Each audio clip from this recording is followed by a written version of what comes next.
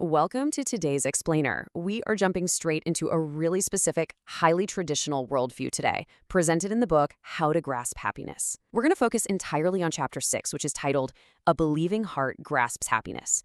Now, our goal here isn't to take sides or endorse anything, but just to impartially unpack exactly how the author connects modern societal shifts, like women entering the workplace, to some pretty deep spiritual conclusions.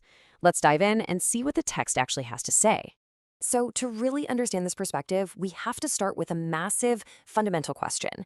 Why do career successes sometimes leave us feeling, well, spiritually empty?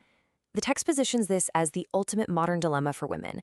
Doing everything right on paper, checking all the secular boxes, and yet still sitting there wondering, is this truly all there is?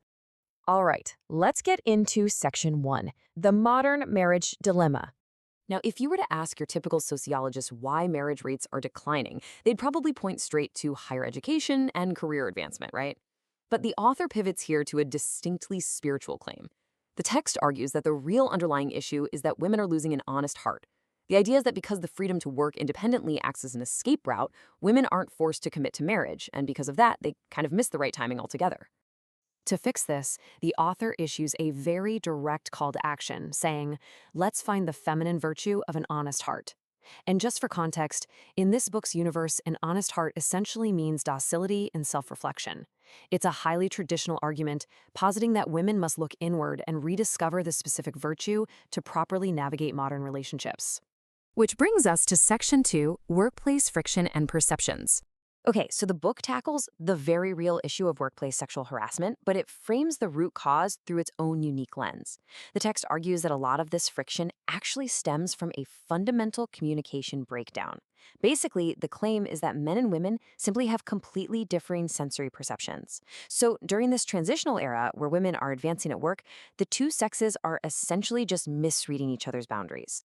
To illustrate this, the author points to the Japan Self-Defense Forces. Imagine a single female communications specialist joining an all-male unit. According to the text, the men's reactions were kind of all over the place. Some enjoyed it, others felt tense, and some felt their male-centric society was totally disrupted. The author's main point here? Workplace integration causes a profound culture shock for both genders as they clash over totally different ways of operating. Moving on to Section 3, Rethinking True Self-Realization. The author maps out a really specific logical path for us here. Step 1, a woman devotes herself entirely to worldly secular work. Step 2, she still feels an unexplained emptiness. And step 3, which is really the core of this whole argument, she must recognize that this emptiness is actually evidence. It's evidence that secular work alone just isn't enough, and that her soul is truly fundamentally seeking love, marriage, and family. Then the author poses a pretty challenging hypothesis. Are women simply escaping into hobbies and work? The book suggests that instead of facing the soul's deep desire for a traditional family, a lot of women use pastimes, travel, or their careers almost like a shield, a way to hide from what they truly need for spiritual fulfillment. Actually, it makes you wonder, have you ever noticed people throwing themselves into their jobs just to avoid the bigger life questions? All right, that leads us right into Section 4, Cultivating a Beautiful Heart. Let's define exactly what that means.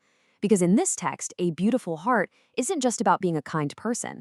It explicitly means having faith in the invisible world, including God and Buddha. The author asserts that no matter how much time you have left in your life, refining your mind to achieve this faith is literally your greatest, absolute, most important task.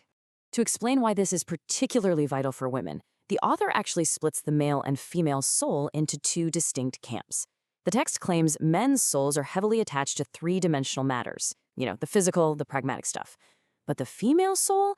The book argues it is inherently drawn to art, music, and the spiritual realm, giving women a far superior sensitivity to the invisible world.